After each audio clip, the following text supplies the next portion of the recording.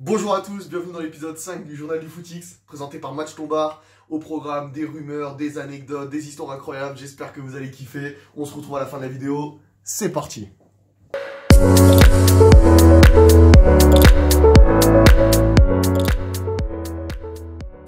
Alors on commence par le focus de la semaine. Cette semaine ont eu lieu les tirages au sort des 8e de finale de la Ligue des Champions. Donc pour les clubs français, c'est deux grosses affiches, Dortmund PSG et Lyon Juventus. Je vous mets aussi les principales affiches des 16e de finale de la Ligue Europa, avec notamment l'Ajax, Arsenal qui se déplace à l'Olympiakos, Manchester qui se déplace à Bruges et l'Inter qui se déplace à Ludogorets. Pour les supporters lyonnais, une bonne nouvelle puisque le match Lyon-Juventus ne sera pas à huis clos. Et ouais, il y avait une réelle menace suite au débordement face à Leipzig. Mais en fait, la commission se réunit le lendemain du match aller, donc c'est bon. Pour ceux qui veulent y aller, on va pouvoir se déplacer à Lyon. On passe à la rubrique Mercato. Ça fabrique des mecs à part, ça fabrique des Mbappé. Donc il y a plein de news cette semaine, je vais essayer de faire vite. Déjà, Arsenal, le futur entraîneur, a priori c'est Mikel Arteta, il n'y aura plus de surprises. Sinon, le Real est à fond sur Camavinga et Rennes a fixé le prix et ce serait plus de 100 millions pour pouvoir avoir la perle rennaise.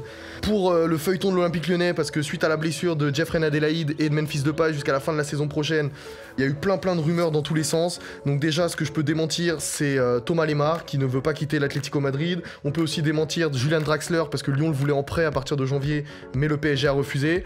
Ben Arfa, on sait pas trop parce que ça divise en interne. Et sinon, il y avait Rabiot qui était aussi envisagé, mais vu le tirage Lyon qui reçoit la Juve, ça met ça en suspens. Et pour l'instant, la piste la plus chaude, c'est Steven Nzonzi. Pour l'Olympique de Marseille, il y a un petit feuilleton avec un genou là, super doué, qui s'appelle Isaac Liadji. Et en fait, l'Olympique de Marseille galère à le faire signer parce que c'est des questions d'argent quand t'es jeune, d'agent, de je sais pas quoi. Et il y a plein de clubs qui sont sur le dossier, notamment Lille, qui lui a déjà fait une offre, 45 000 € par mois et une prime à la signature de 1 million. Ouais, à 16 ans, c'est pas mal, hein. Et du coup, on va voir si Marseille va réussir à garder sa jeune pépite. En Allemagne, on apprend que Leroy Sané souhaite quitter Manchester City dès cet hiver pour rejoindre le Bayern Munich. Et en Angleterre, il y a Liverpool qui a acheté Takumi Minamino, l'attaquant de l'ailier de 24 ans de Salzbourg, qui s'engage pour 8,5 millions d'euros.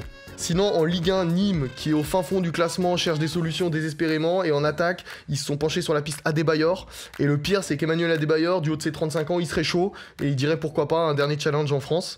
Et ça, je l'ai appris, alors c'est incroyable, mais Mesut Ozil, ça va plus du tout à Arsenal. Et il y a des rumeurs qui disent que dès cet hiver, il va être prêté à Fenerbahçe pour ensuite un transfert définitif. Sinon, Carlo Ancelotti, c'est fait. Donc c'est le nouvel entraîneur d'Everton. Et José Mourinho aurait informé Christian Eriksen, Victor Wanyama et Danny Rose qui comptaient plus sur eux tout simplement. Et voilà, que dès janvier, ils pouvaient être transférés. Donc pourquoi pas aussi Jean-Michel Aulas aller checker du côté de Tottenham. On passe à la rubrique anniversaire. Aujourd'hui c'est ton jour, happy birthday. Tout le monde à la maison, happy birthday. Donc cette semaine, joyeux anniversaire à Mbaye Niang, l'attaquant rennais qui fête ses 25 ans, à Karim Benzema qui fête ses 32 ans et à Kylian Mbappé qui a fêté ses 21 ans vendredi. On passe à la rubrique carton rouge. Ta carrière de chien ne vaut même pas mon mobilier. Ma voiture préférée, en vrai c'est la voiture bélier. Alors le premier carton rouge, il est pour la fédération anglaise qui sait pas trop gérer les calendriers puisqu'en fait ils ont foutu un match de Coupe de la Ligue Aston Villa-Liverpool la veille d'un match de Mondial des clubs Liverpool-Monterrey. Donc en fait quand tu dois aller jouer au Qatar un match, tu peux pas trop être en Angleterre la veille. Ce qui fait que Liverpool a envoyé les U23, les cuisiniers, les jardiniers, les je sais pas qui jouer contre Aston Villa. Ils se sont bouffés 5-0 et les vrais joueurs de Liverpool et Jürgen Klopp, ils ont regardé ça à la télé. Sinon, en Italie, le cas du racisme... Toutes les semaines j'en parle, mais bon, je sais pas comment ils gèrent le dossier. Et là, chacun peut se faire son avis. Voilà la nouvelle campagne contre le racisme en Italie. Alors sinon, un carton rouge, bon même si là, ça m'atteint pas vraiment, mais c'est Kylian Mbappé qui s'est fait pirater son compte Twitter jeudi.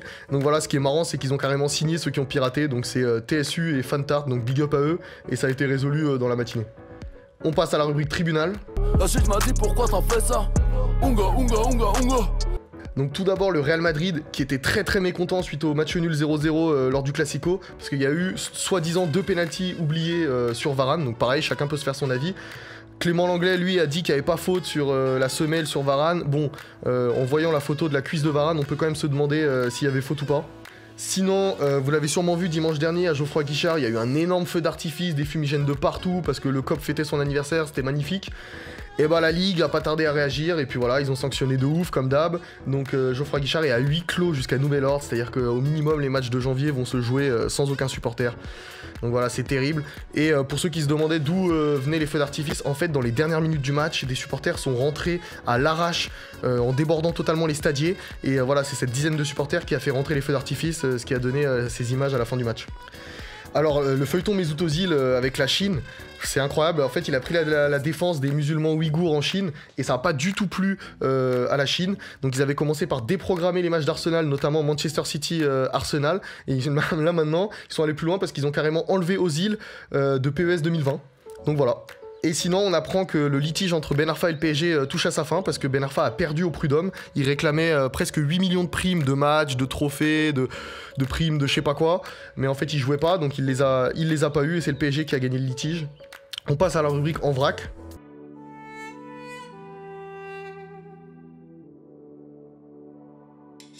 Donc en vrac, déjà le très très beau geste de Crystal Palace. Donc ils ont tout simplement mis leur stade à disposition des sans-abri pendant les périodes hivernales. Donc ils fournissent des repas chauds, des petits déjeuners et des installations pour se laver. Aussi un autre beau geste, c'est à Bondy. Donc il y a une nouvelle fresque murale magnifique à l'effigie d'Mbappé. Donc je vous laisse la découvrir et je mets le lien de l'article si vous voulez en savoir plus. On apprend aussi que Jean-Michel Aulas s'exporte aux États-Unis puisqu'il a racheté un club féminin de MLS. En fait, il a racheté le Reign FC, c'est le club de Rapinoe. Donc voilà.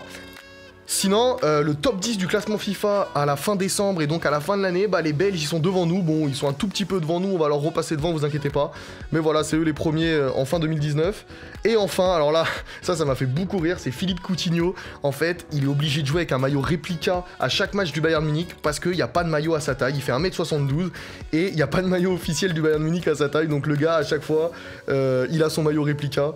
Donc voilà, j'ai trouvé ça marrant. On passe à la rubrique La Stat. Chaque flow tapeur précis, buteur comme Robinho, j'y vais mollo, c'est pour ton bien, hey. La stat de ouf, c'est le but incroyable qu'a mis Ronaldo en s'élevant au-dessus de la barre transversale le week-end dernier contre la Sampdoria. Il s'est élevé à 2m56 et en fait, il a carrément fait mieux en 2013 parce que lors du match Real Madrid-Manchester United, il s'était élevé à 2m93 du sol. Voilà, ce mec est un ouf. Et sinon, une petite stat aussi pour vous montrer que être agent de footballeur, ça peut rapporter gros. Mino Raiola, un des agents les plus connus du monde, en fait, c'est l'agent de Erling Haaland et lui, il va signer à Manchester United. Et en fait, Mino Raiola réclame pas moins de 14 millions d'euros en commission d'agent à la signature. On passe à la rubrique pour finir.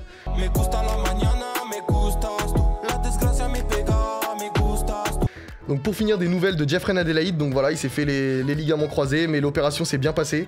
Donc j'espère que sa rééducation va bien se passer aussi. Et enfin, je vous en avais parlé dans un journal du footing, je crois le 2, c'est les OM Sessions. Donc c'est ces rappeurs marseillais qui viennent lâcher un petit freestyle sur l'OM. J'avais dit que c'était toutes les semaines, en fait c'est tous les mois. Et ce mois-ci, c'est Kemmler qui a fait son petit freestyle. Et franchement, j'ai trouvé ça bon. Donc je vous mets le lien en description et j'espère que d'autres clubs vont faire ça aussi. Ciao! Voilà, c'était l'épisode 5. J'espère que vous avez kiffé. On like, on commente, on s'abonne et on se retrouve la semaine prochaine. Ciao!